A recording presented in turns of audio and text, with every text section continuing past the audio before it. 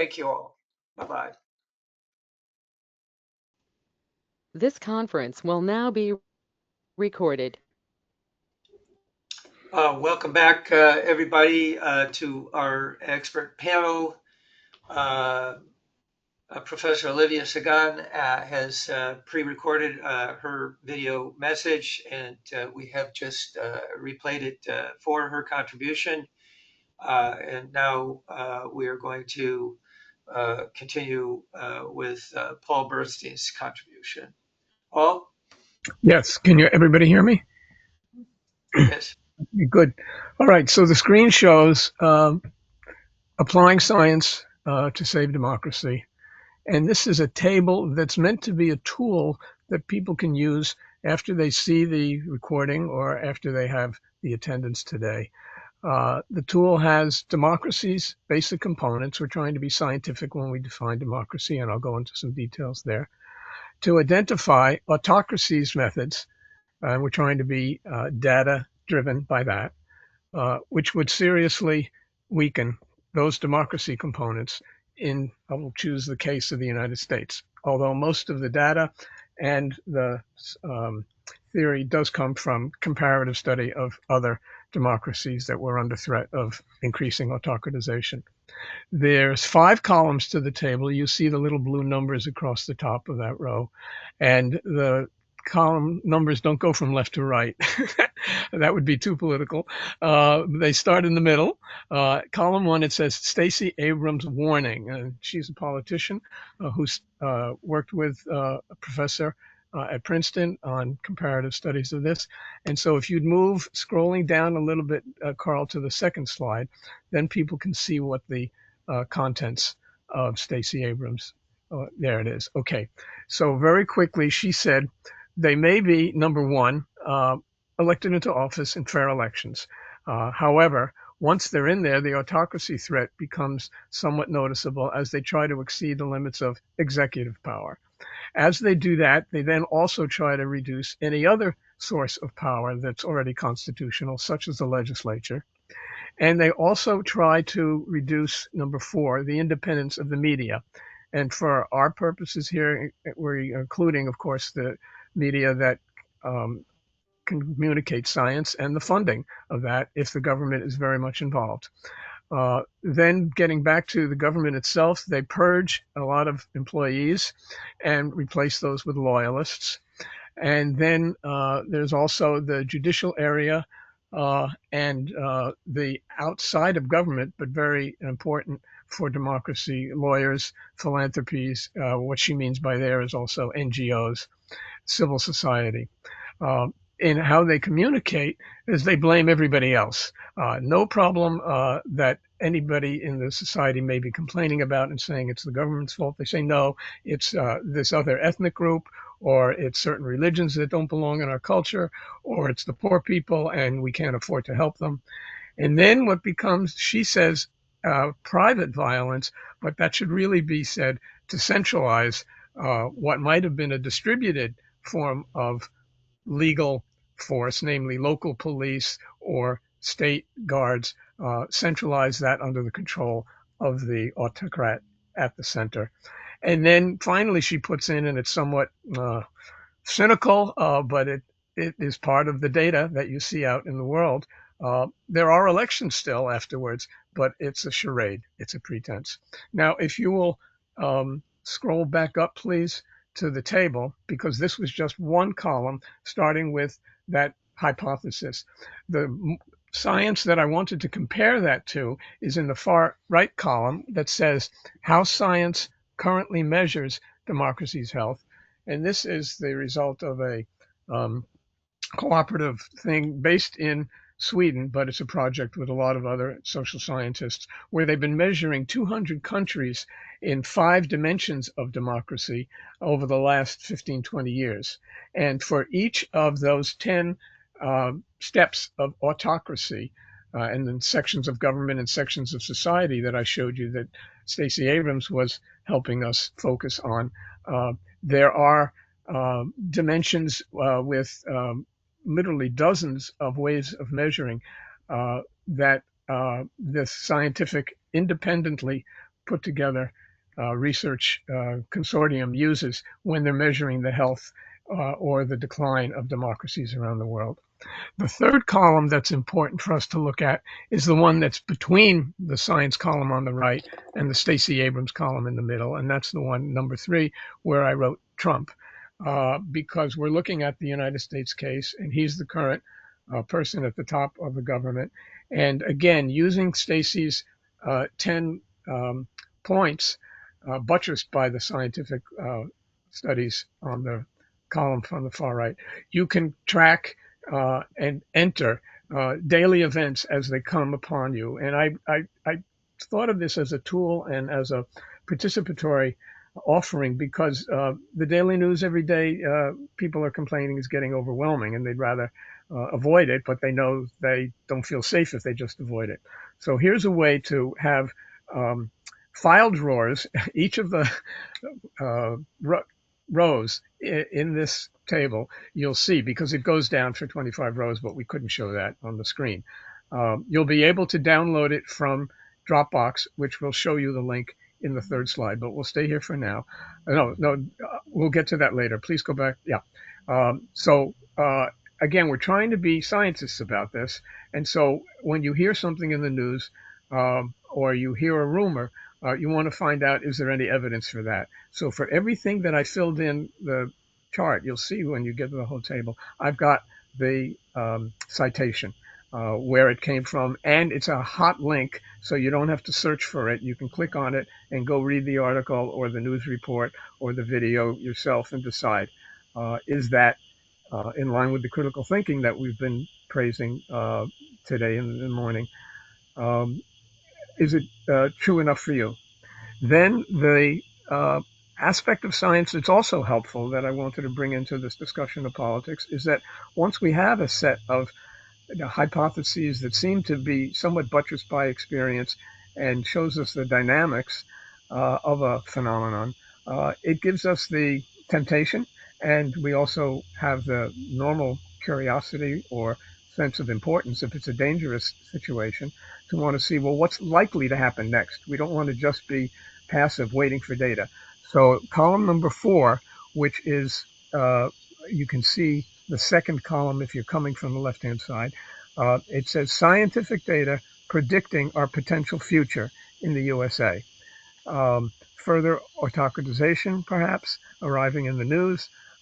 Anyway, the person in power now has a term that goes through 2026, 27, and 28.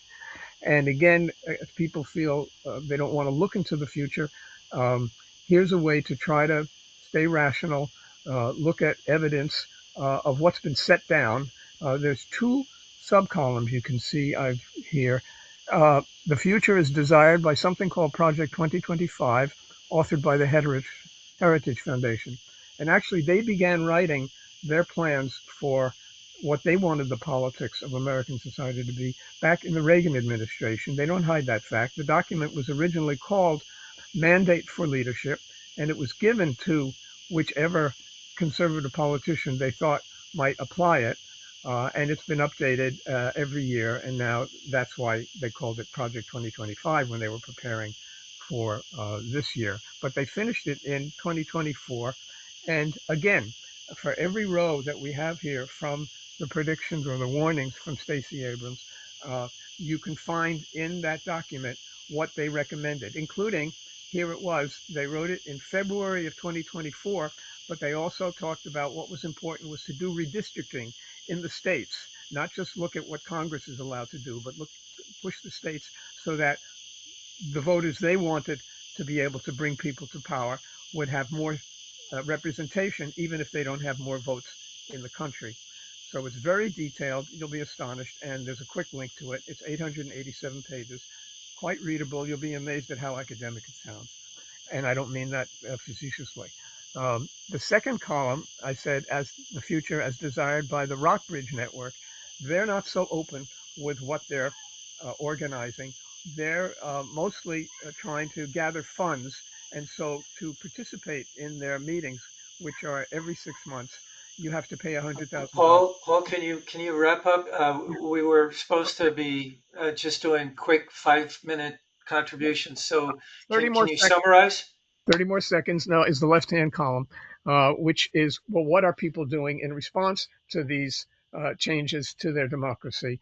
And you'll see, you can put in, again, in the daily news, if it makes you feel better, and it will, what's been happening. Okay, now we'll go to the third slide for my final 15 seconds only, so people have that orientation. Okay, you can copy this right away with your screen saver. Whatever your screen capture, that's the drop down, the Dropbox link that'll take you there. Or you'll see my phone number in bold on the final bottom there, 617-461-0113. You can WhatsApp to me, you can text to me, and I'll send you that link, and that'll give you the tool. Thank you. Well, thank you, Paul. It seems like a lot of people have a lot to say, and perhaps it was too much to try to put everything into just 5 minutes per person. So maybe we'll reorganize another conference on another day where people have more time to say what they want to say. Part But B of the expert panel. Yes. we'll have to reorganize more time for another meeting. Let's move on to Peter. Peter, please. Okay, well, thanks for the opportunity to talk about dishonesty in research. Next slide, please.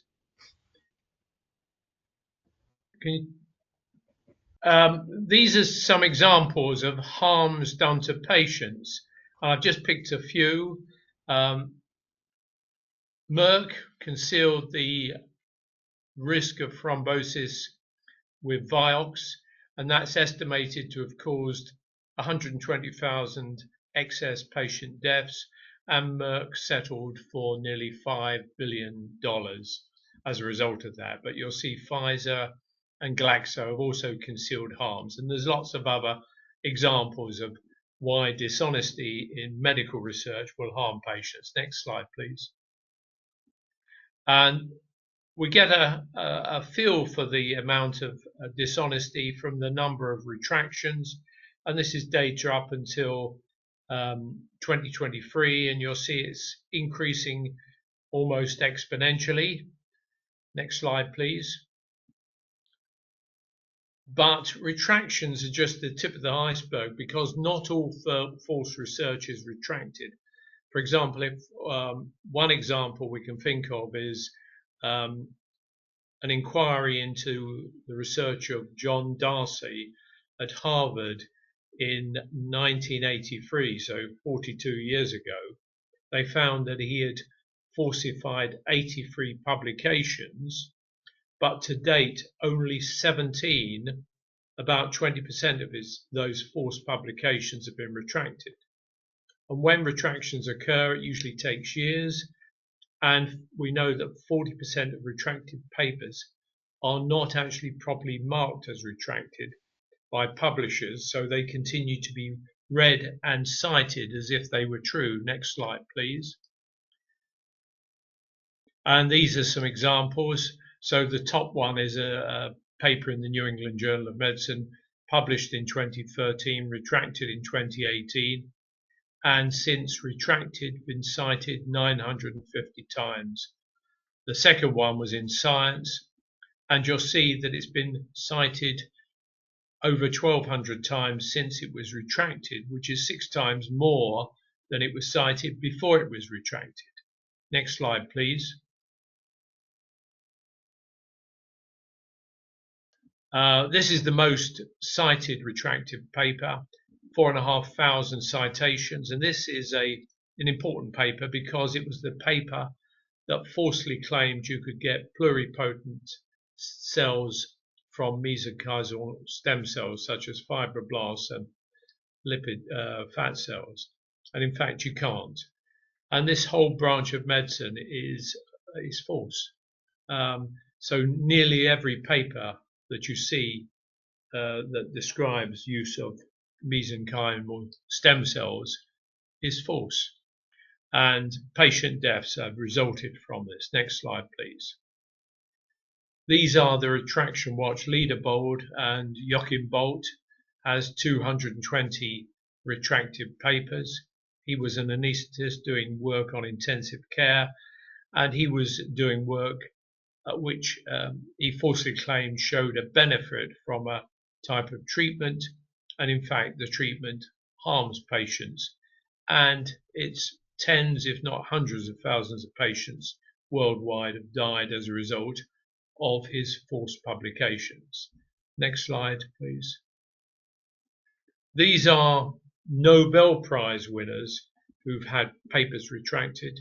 You'll see the top one has had 13 papers retracted, and these are all in the last, 21 years. I've marked one of them in red, and the reason I've marked that one in red is that she did not get the Nobel Prize for physiology or medicine. All the ones in black got the Nobel Prize for medical subjects in physiology or medicine, which should be worrying to everyone. Next slide, please. So there's evidence of widespread misconduct. Ben Mole, who's a professor in Australia, found that 30% of clinical trials in obstetrics and gynecology contain false data. Elizabeth Bick has identified more than 4,000 cases of potential photo manipulation, and confidential surveys in the UK, Europe and USA showed that large proportions of researchers, up to 20%, admit fabricating data, and they say that up to 72% of their colleagues fabricate data. So we have a major problem in honesty in medicine and medical research. I think that's my last slide, isn't it? Thanks very much.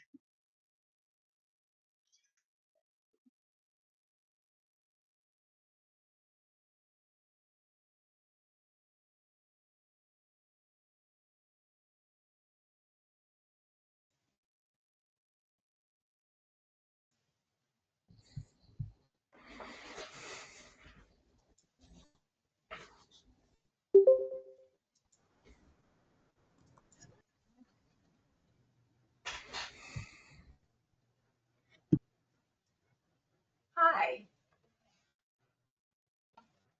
I'm going to be speaking to you about vaccinations, both the history and the future of vaccinations. And please excuse me if I look to my side because my slide set is over that way.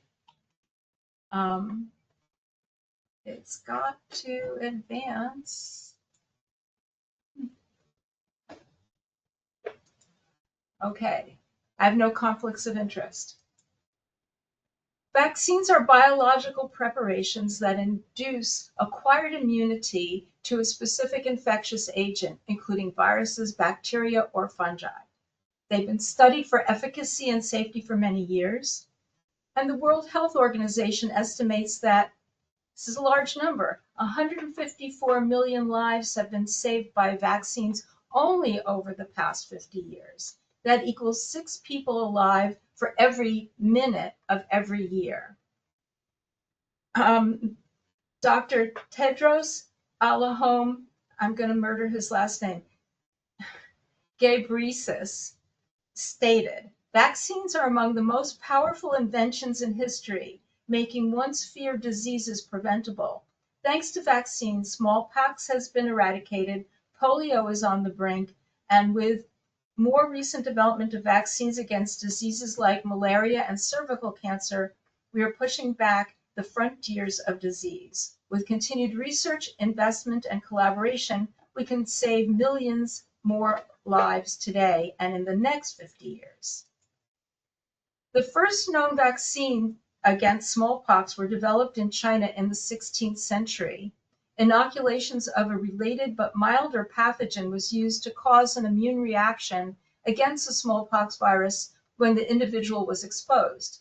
There's some evidence of prior use elsewhere, including in Europe, but that's not well documented. Edward Jenner then first developed what he called a vaccine because he was using cowpox, which is also called vaccinia. And he published his work in 1798. That was a vaccine against smallpox, and similar vaccines were used until really recently when smallpox was basically eradicated.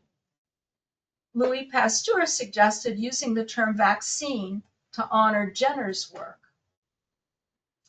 So let's now talk about progress on childhood infectious diseases. And I would like to state that I remember as a very, very small child being brought to the local high school to get my little sugar cube to protect me from polio. And every kid in the town was there, and every adult in the town was there. And we all ate our little sugar cube with the polio vaccine in it. It was extraordinary. And everybody bought into it, and there wasn't a lot of pushback. That's changed a lot. The World Health Organization reports that vaccination prevents 3 to 5 million people from dying each year. These vaccines include polio, measles, mumps, rubella, diphtheria, pertussis, tetanus, hepatitis B, chickenpox, and other vaccines recommended for children starting at birth. In the years before the development of vaccines against childhood diseases, children regularly died of these infections. Approximately 60% of those deaths were due to measles. Immunizations against 15 childhood infections has cut infant deaths by 40% worldwide and 50% in Africa. Polio, which was nearly eliminated worldwide, affects adults as well as children and may cause lifelong damage to peripheral nerves in those who survive. There's absolutely no scientific data showing that vaccines cause autism. The paper that was first published in the Lancet Journal was retracted due to significant errors in the data and interpretation. And this is the kind of paper that Peter was just speaking about in his talk. It took years to get it retracted. There is an impact to adult vaccination as well. Estimates of lives saved by immunizations against COVID-19 during the 2020 to 2024 time frame, based on data showing 1 death per 5,400 infected individuals, is approximately 2.4 million people. There's a range statistically. That's 14.83 million excess deaths. And that's 2.74 times higher than the total reported COVID-19 deaths that were originally reported by the World Health Organization. And this was from a paper from the World Health Organization. Life years saved by COVID-19 vaccination is calculated to be 14.8 million, with 76% of those people in the 60 years and over age range. Other studies looked at the impact of older vaccination on the diagnosis of Alzheimer's disease. This I found really interesting. Some studies have shown lower incidences of Alzheimer's following late in life immunization with one of the following vaccines. It's the diphtheria and tetanus with or without, I think I put the wrong word there, but it's diphtheria and tetanus with or without pertussis, herpes zoster, or pneumococcal vaccines. 2 doses of the zoster or shingles vaccine is advised for all people age 50 and older, and a recent study just looking at those people showed a decrease in the incidence of Alzheimer's in a cohort of vaccinated individuals when compared to unvaccinated individuals. There's also a lot of news about the newer methods and uses of vaccines. So the 2 of the most potent COVID-19 vaccines were made really very quickly in the pandemic using mRNA technology. That's messenger RNA, and that's not the same as DNA or anything that's turned into a gene. It was life-saving, and the mRNA vaccines have been under development well before the outbreak of the pandemic, which is what allowed them to come out to the public so rapidly. These vaccines gave greater protection than any of the other vaccines made using the older techniques. So the Chinese vaccine did not work nearly as well as the mRNA vaccines used in the US. Vaccines are also used to fight cancer, allowing an immune reaction to develop against the cancerous cells. These are mostly still experimental, but hold great promise. mRNA technology is used for these as well. The mRNA does not integrate into the DNA of the recipient and disintegrates in a very short time. So there's absolutely no long-term risk unless you have a vaccine reaction, which a person could have. But vaccine reactions are rare. And it's not any different from taking a medication or having an allergy to a food or something else that gives you a personal reaction to anything that you introduce into your body. I have a short list of references. The first one is actually a statement that was put out by the World Health Organization. The last one is the scientific paper that was published in Nature in 2023 on the World Health estimates of excess mortality associated with the COVID-19 pandemic. And the others talk about the other items I've discussed. And thank you very much for listening. Thank you, Julie. We'll go back to the slides I have for Richard. Richard, just tell me when you want me to advance, please. Thank you. Okay, thank you. So most of you work in the hard sciences. I work in the soft social sciences, and some would argue that education is the softest of them all. Article retractions are rare. Deliberately misleading research claims are common. Censorship is rife. Much U.S. education research simply should not be trusted, especially that produced by some of its more celebrated scholars. Next slide, please.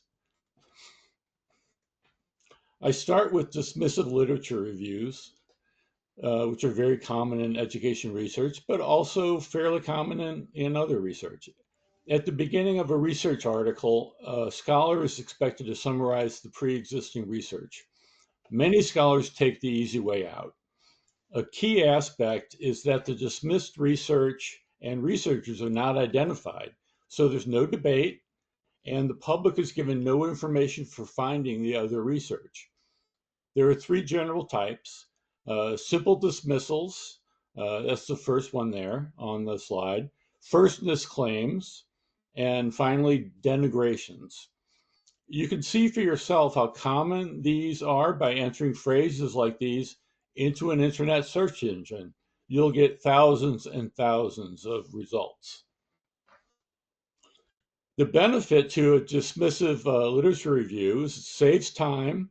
It adds to one's own citation totals or those of one's citation cartel, while not adding to rivals' totals. You gain attention by allegedly being the first or original or a pioneer. It increases the likelihood of press coverage and grant funding for the same reason. The costs accrue to the rest of us, to society. Society loses information, policy decisions are skewed, and the government and foundations may pay again for research that has already been done. Next slide, please.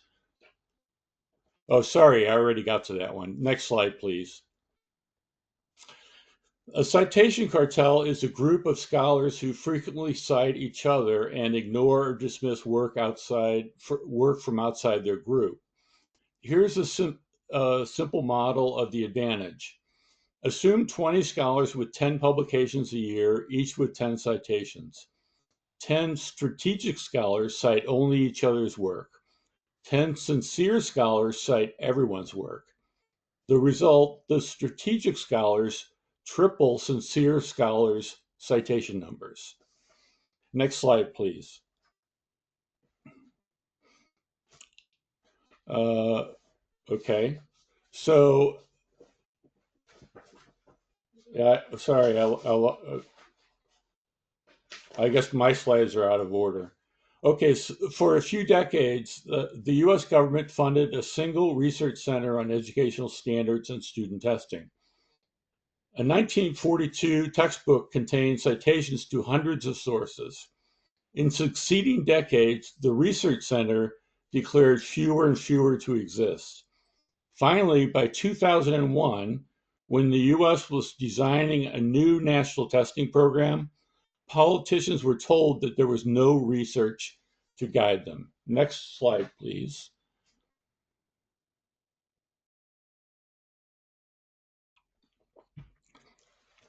Bill Gates, the billionaire Bill Gates, decided to push the country to adopt the Common Core standards. After meeting with 2 individual partisans for 1 hour, he then recruited all the opinion leaders he could buy. The result was an enormous asymmetry of resources. Essentially, all the opponents of this one policy were silenced. They had no resources with which to fight the other side, and it looked to journalists and most of the public like, well, everybody seems to be on one side, so it must be a good policy. Next slide, please. This graphic shows my accounting of a couple years worth of coverage of the Common Core standards in just one online education publication.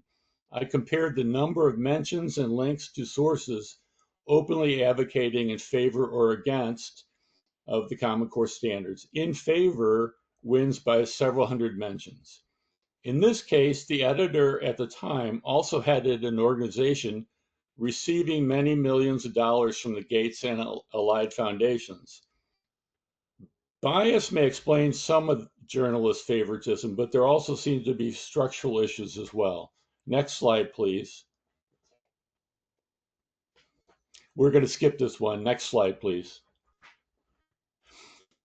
I studied the resumes and LinkedIn profiles of 72 of the top US education journalists. One overarching trend dominates the results: a migration en masse from traditional independent news outlets to education-only publications heavily subsidized by the Gates and allied foundations. By the year 2023, almost 60 out of 72 journalists are working for education-only newspapers or magazines that are heavily subsidized by Gates and Walton Foundation. Next slide, please.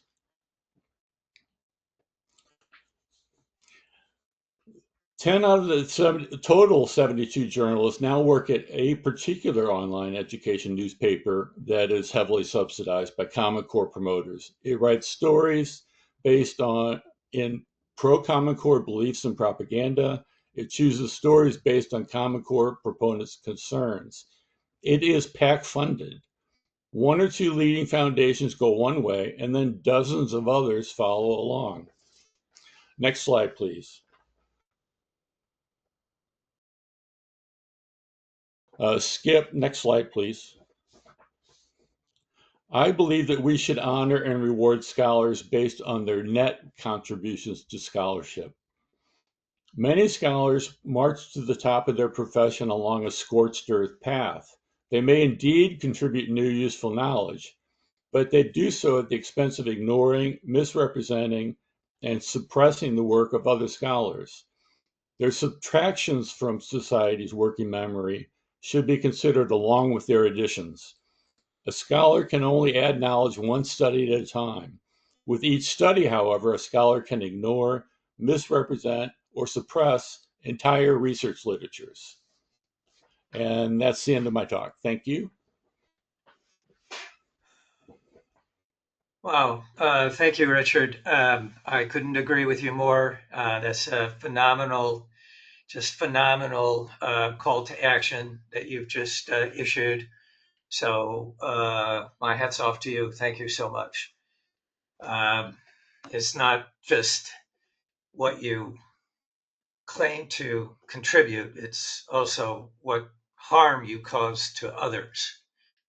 And I mean, if we put it in a medical context, I mean, I would lose my license. Any medical doctor would lose their license if they cause some of the level of harm that some scholars are causing to their communities. I just had to reply. without waiting to the end of our expert panel, because I really thought that was important, what you just shared with us. So let's move on to Josh. You said you wanted to do your own slides, so Yeah, give me permission.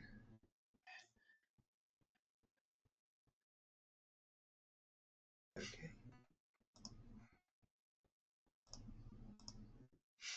It's freezing. That's...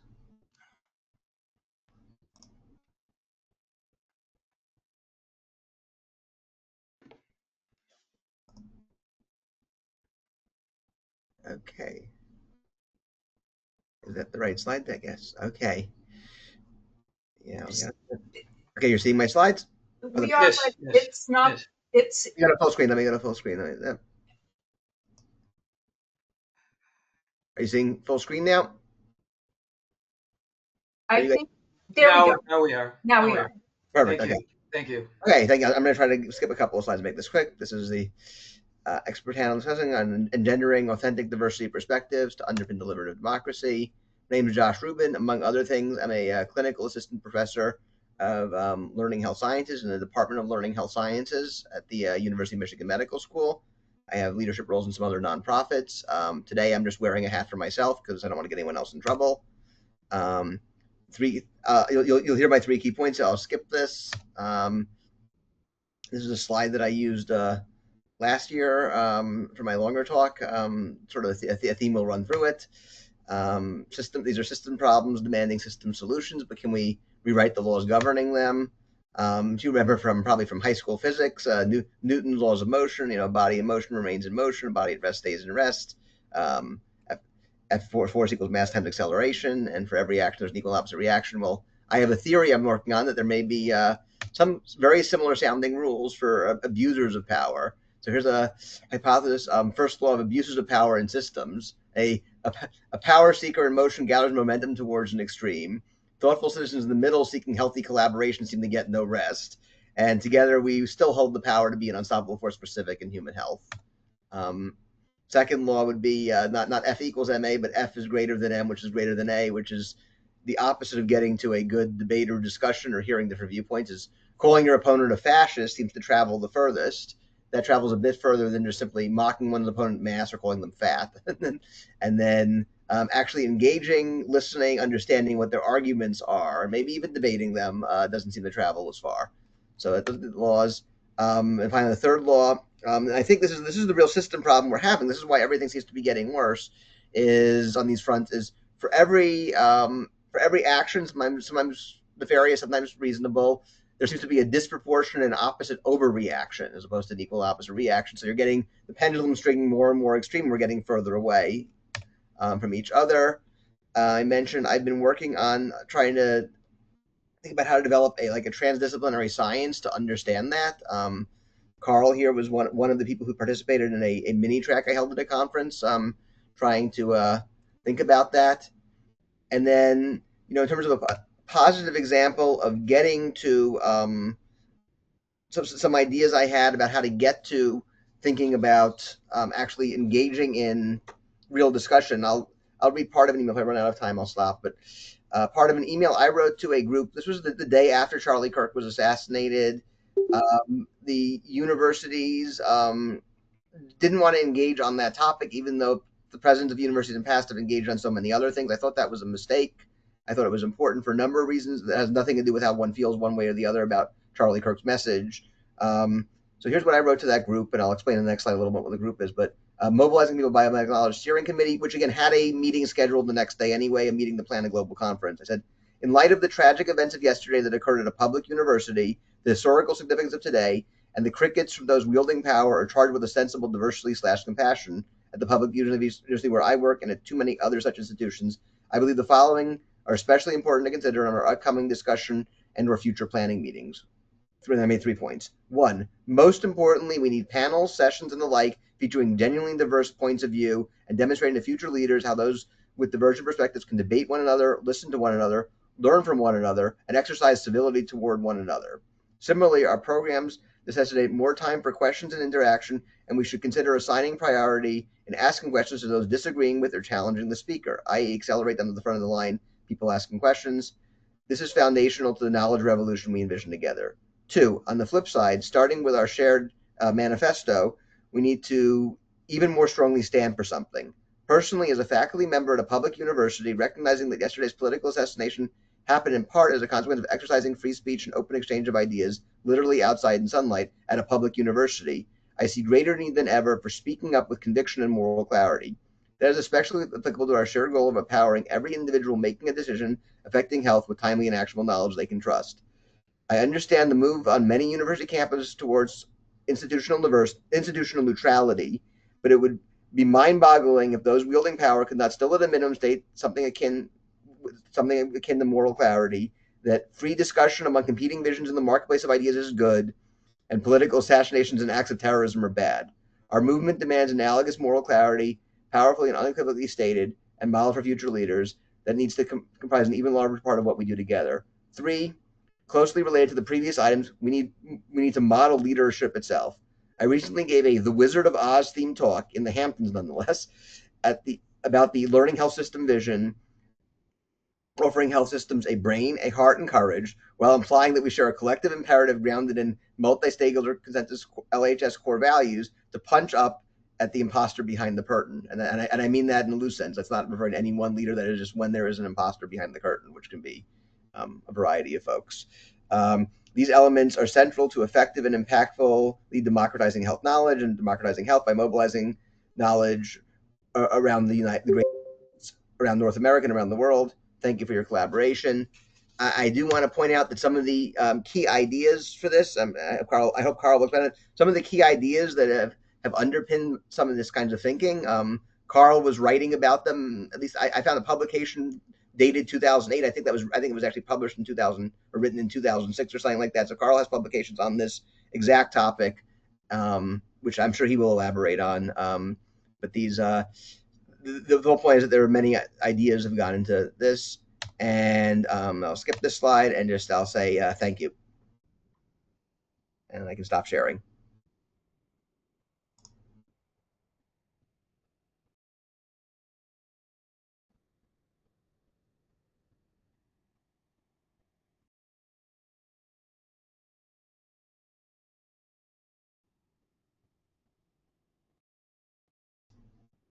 You can stop me sharing, go on to whoever's next, or I can stop sharing. I'll stop sharing.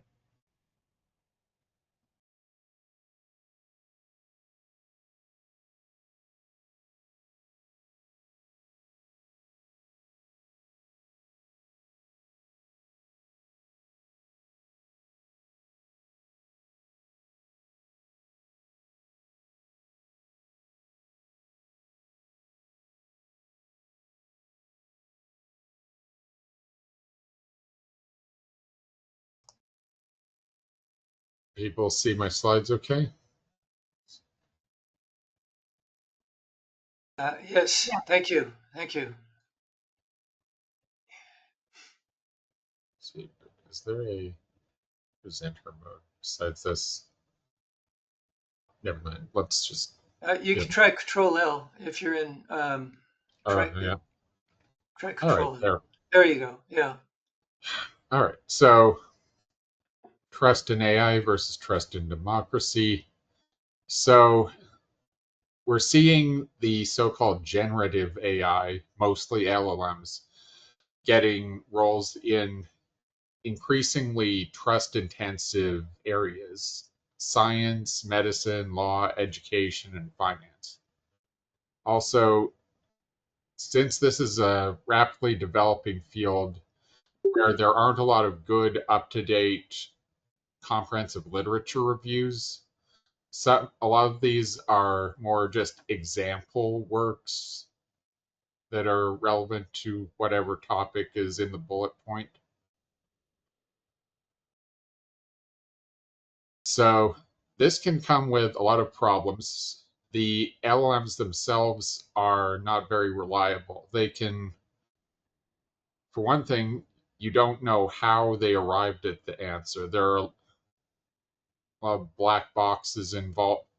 They're basically a series of black boxes. And then they tend to regurgitate misinformation. They basically hoover up the companies that make them train these things by hoovering up pretty much any sort of information on the internet. So they'll regurgitate lies as easily as truths or even just jokes.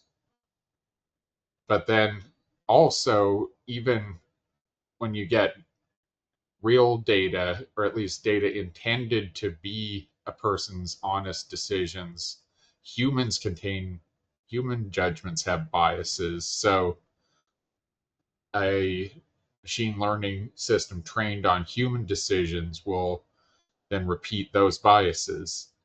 Finally, we're seeing a recent, somewhat disturbing trend called some people have called AI psychosis or some such, though I don't think there's an established clinical term for it. People are floating a few different ones where a person will work themselves up by talking to an AI chatbot that basically feeds on engagement rather than what's actually good for the user, can push them to even worse, more self-destructive behavior. Additionally, the AI chatbot can help bad actors, well, AI chatbots and a wide variety of other machine learning and AI tools can help bad actors. They can help make it easier to create obfuscated plagiarism. They often regurgitate copyrighted material on which they were trained. They can also either be used as tools to breach privacy protections or can just end up recalling at a later point private information that got into their training weights. And of course, they can also be used to surveil people, either through logs of the users' chats, as has happened on a number of occasions now, or just through machine learning tools like facial recognition used with cameras. So some of the problems, at least with getting the unreliability in terms of producing wrong answers, can be dealt with some complementary technologies. Like if we use knowledge graphs, especially like semantic web technologies, like which are basically distributed knowledge graphs, and search engines designed to perform logical query engines designed to perform sort of logical operations and inferences on them. You can get sort of provably correct, given that the information built into the knowledge graph is correct, results. You can also use sort of physics-based modeling, and there's now a growing field of mathematical techniques for doing calculations on data while keeping it encrypted for greater security. There's the field of finding reliable ways to watermark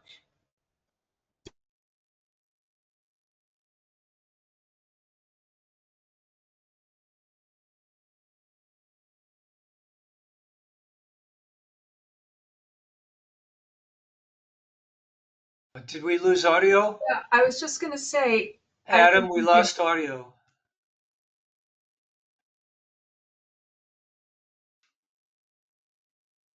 Adam?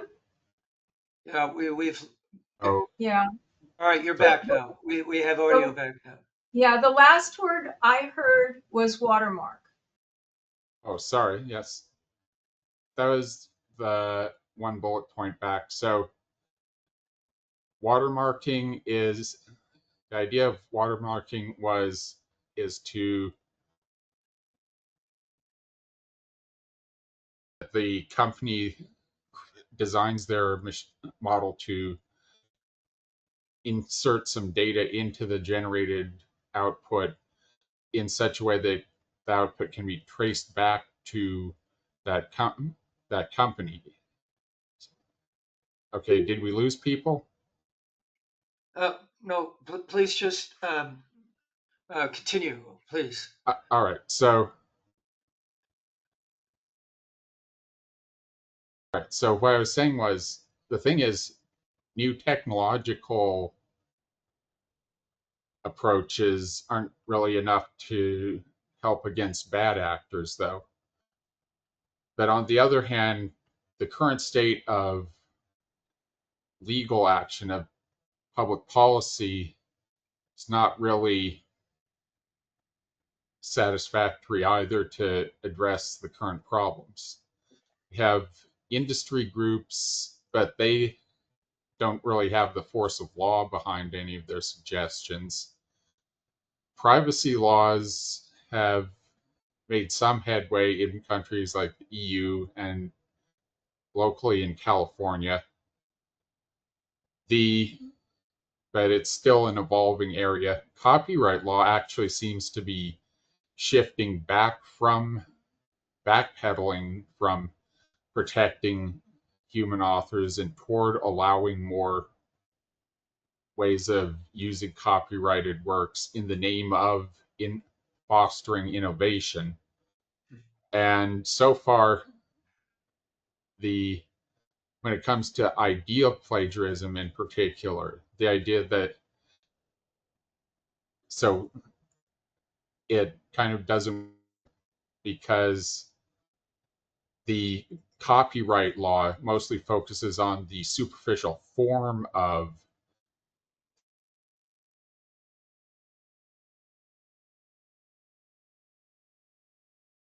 Adam, we lost your audio again. We lost your audio.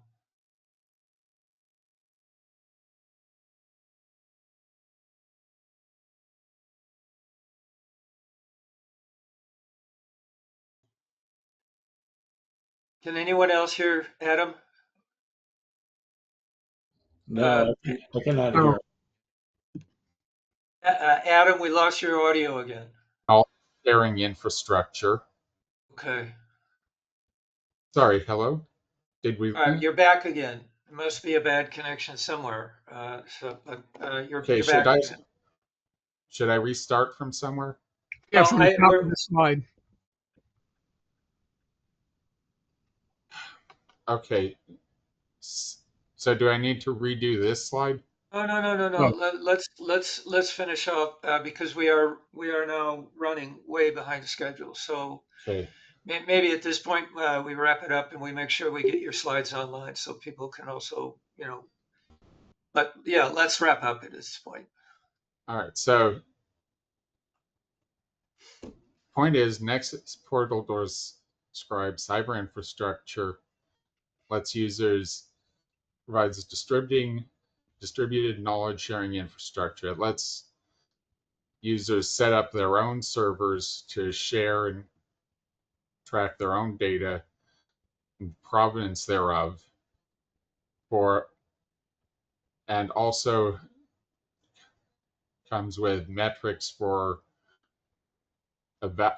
more reproducible and more public evaluation of research. There. Okay, thank you, Adam. I think that's an important phrase, power in the hands of people. That's one of the major goals of the Portals project, to democratize use of technology for knowledge sharing. So thank you very much for that. I will be very brief with my wrap up, and just want to end this expert panel discussion on a positive note. So I only have two simple slides, reminding everybody of the wisdom of Solomon and the joy of music. And shout out to our BHAVI admin, who I know loves music, as do many of all of us. And let's please not forget about the joy of music. So, um, the Wisdom of Solomon. I won't read this. I just want to remind you all the wisdom of Solomon when he ruled between two women who both claimed to be the mother of a child. And this reasoning here is well told in the story of how he figured out who the real mother was. Because the real mother wanted the child to survive no matter what. And I think the important line here is that this approach to justice is an archetypal example of an impartial judge displaying wisdom and making a ruling. And so I'd like to remind all politicians across America and the world, please go reread the story about the wisdom of Solomon and the story about the baby who he ordered to be cut in half. And the other key slide here, concept, again, it just connects back to people talking to people, neighbors helping neighbors, scholars listening to scholars. We need to help each other. And one of the best ways to help each other is go make a fancy meal and invite your neighbor to share the meal with you. You know, learn how to dance and sing, share music together. These are all nonprofit organizations except for the last, Playing for Change, Musicians Without Borders, Music Can Come, and Beyond Intractability. These are nonprofit organizations encouraging people to make music instead of some of the alternatives. Eurovision Song Contest here is the only one that's commercial, but it actually happens to be a fabulous success. It's been going every year since 1956 and has been extraordinarily successful in getting people from all over the world to come together to just sing and dance and make music together and share the joy of music. So with that, I'd like to close this expert panel discussion. I think just in terms of practical operations, I think the most important thing that we learned, if we do this again, everybody, we probably should do it for 10 minutes apiece and allow for at least an hour and a half, maybe even 2 hours. So what I learned today is that it's really challenging to get an expert panel discussion with 8 people all in a single hour. So next time we do this, and I hope there will be a next time, let's do it for at least an hour and a half, if not 2 hours. Okay. So with that, I'd like to close just a word to the speakers in the short 20-minute tech talks. I think at this juncture we should just reconvene in 10 minutes and restart at 2:30. So for our tech talk speakers who are on cue here, let's rejoin at 2:30. So that's 10 minutes from now. Thank you to all our expert panelists. I really appreciated so much what each and every one of you had to contribute and share today. And I hope that we will continue to make progress defending democracy and decency through the process of restoring truth in science and integrity in research. Thank you all. 10 minutes, we'll reconvene. Bye-bye.